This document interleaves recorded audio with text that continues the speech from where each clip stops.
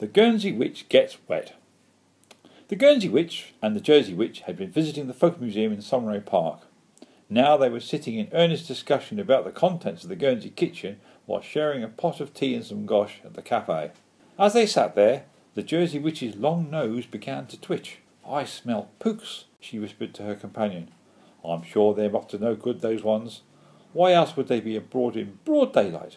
Now, not far away, in a thick clump of bamboos, a crafty young group of Pouques were searching for birds' nests in the hope of securing themselves a favoured delicacy.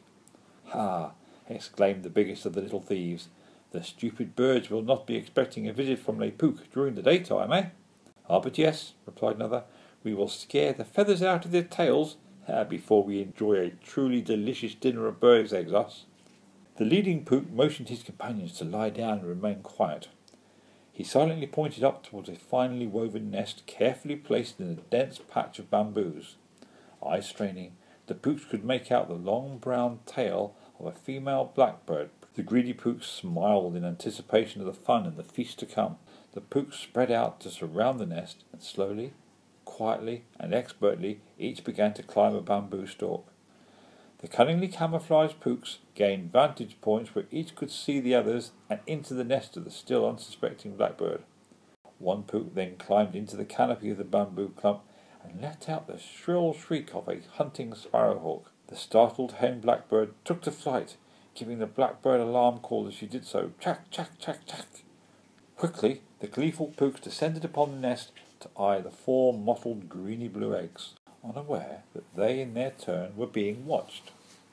While the Pouques had been stalking their quarry, the 2 witches had approached the bamboo clump cautiously. As they got closer, the Jersey Witch stopped her friend and whispered an incantation, whereupon the 2 old ladies were instantly replaced by 2 big brown rats. The 2 rats stopped beneath the nest and signalled with rapid movements of their whiskers. Meanwhile, the Pouques were busy extracting the first egg, which was lifted between 2 of them and lowered to the ground on a bamboo leaf suspended between the shoots. As they neared the ground, the leading Pouque froze and gestured to his companions to remain still. "I smell a rat." Now, everybody knows that the Pouques hate rats, and the Pouques began to glance anxiously at the bushes around and below them. They did not wish to be trapped aloft in the bamboos by a pack of hungry rats, and it was quickly decided to abandon their prize and to climb through the bamboos to the comparative safety of a nearby tree. The bamboo leaf containing the egg was dropped, and the increasingly panicky Pouques clambered through the undergrowth away from the nest.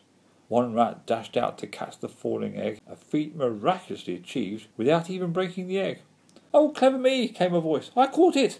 The rat had squealed in a voice which sounded very much like that of the Jersey Witch. The other rats scuttled after the fleeing Pouques, squeaking loudly in order to frighten them further. Seeing that they were being chased, the Pouques changed direction and headed across the grass of the park towards the pond. Now both rats gave chase and seemed to be gaining upon the Pouques when the fairy folk reached the pond and dived in. They were very good swimmers and soon reached a carpet of water lilies, which they then ran across onto the island in the middle of the pond. Here they turned around and made rude faces at the rats. "I'll turn us into gulls," said the Jersey Witch, "then we can reach the Pouques more easily." The leading rat twitched its long tail as the Jersey Witch squeaked out the spell. Unfortunately, she got it wrong, and she turned herself into a gull, but she managed to turn her companion back into the Guernsey Witch. The Guernsey Witch flopped into the muddy water with a tremendous splash. Weighed down by her cloak, her hat and boots, all of which were now soaking wet, the poor Guernsey Witch nearly drowned. Fortunately, the water at the edge was not that deep, and as her feet touched the muddy bottom, she managed to stand up, waving her arms and shouting, "Help! Help! Rescue me! Rescue! I'm stuck, me! Rescue me! Help!" The Pouques fell about laughing. "Don't be such an old stick in the mud," yelled one particularly cheeky Pouque. "Oh, what a wet wimp!" exclaimed another. "Why don't you wash your whiskers, you dirty old rat?" shouted a third. The Guernsey Witch waved her fist at the Pouques and at the Jersey Witch. "You stupid hag," she shrieked up at the gull. "You got it wrong again. You did it on purpose. Just wait till I get out of here. I'll sort you out." "Oh, you wicked witch," mocked the Pouques, shouting at the gull. "You silly old crapo cretin. No wonder Jersey's in such a mess." The Jersey Witch turned pink with rage and embarrassment. "Oh, now the stupid bird thinks she's a flamingo," commented another of the naughty Pouques as he pointed rudely at the now pink seagull. "More like an ugly duckling, if you ask me. An ugly Jersey duckling."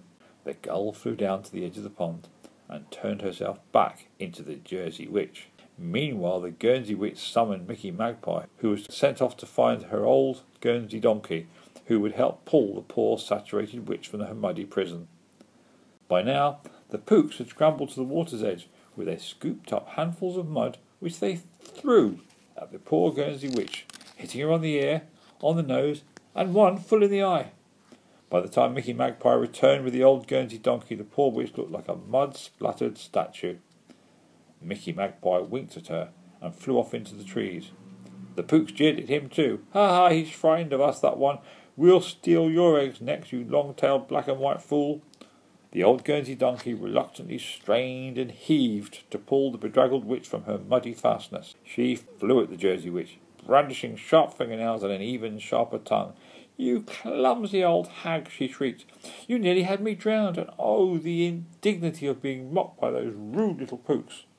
With that, the two witches clashed as each other scratched, pulled their hair out in handfuls, tried to kick and bite the other. Round and round they went, faster and faster, higher and higher, until they flew up into the sky, still circling each other, furiously shouting, and were lost in the clouds. People still talk of the day long ago when there was a whirlwind over the pond in Summerray Park. Some people still say it was caused by two witches fighting. As for the Pouques, well, they had a very nasty shock in store, because before long Mickey Magpie returned, followed by a swarm of angry bees. Mickey told the bees that the Pouques had stolen their honey. The bees swarmed onto the island, and the frightened Pouques ran off towards the Ruette de la Tour, where they disappeared.